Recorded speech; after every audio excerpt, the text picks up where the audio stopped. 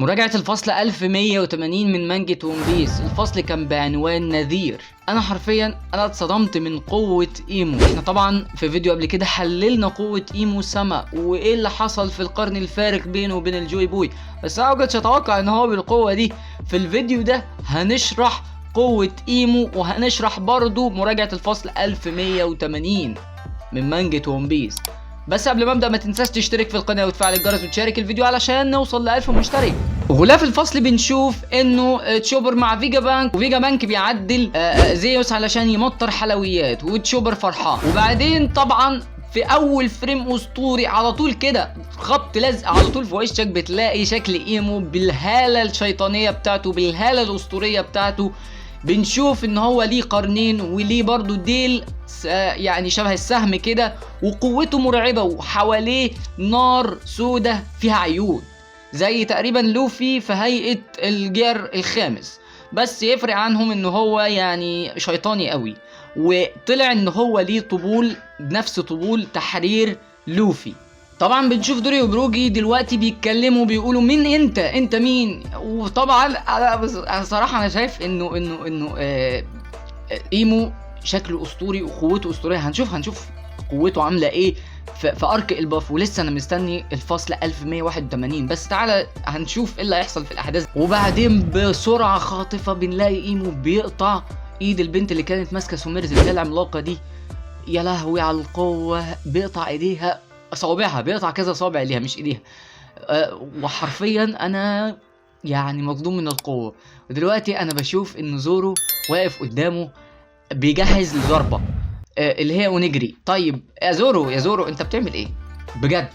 يعني انت يكفي ان انت واقف قدامه، يكفي بجد. بص يا زورو، يعني نصيحه مني ليك انك ما تحاولش مع ايمو غير لو انت في نفس مستواه او متقارب منه. طيب تعالى يلا نكمل. الفصل بيتكلم عن ايه؟ طبعا بنشوف هيرودين عايز يوجه ضربه لايمو، بس للاسف في احد العمالقه بينقذه وبتقطع رجله. وبعدين بنشوف زورو بيضرب بيعمل هجمه على ايمو. بعدين بنلاقي ان ايمو بيتصدى لهجمه زورو بديله فقط. فيا حبيبي ماذا تفعل؟ وبنشوف ايمو بيضرب لهيب اسود كده على راس زورو، فزورو بيبعد. وبعدين بنشوف انه هو برضو بيضرب نفس النار دي على هيرودين، فبيحصل انفجار عملاق لدرجة انه العمالقة كلهم اتصابوا. وبعدين بنشوف ايمو بيمشي ناحية المجموعة اللي بعد كده، وبنشوفه انقذ سوميرز. وبنشوف حلقة زي حلقة نارية كده حصلت على سوميرز. وبنشوفه بيحرر جونكو من الجليد.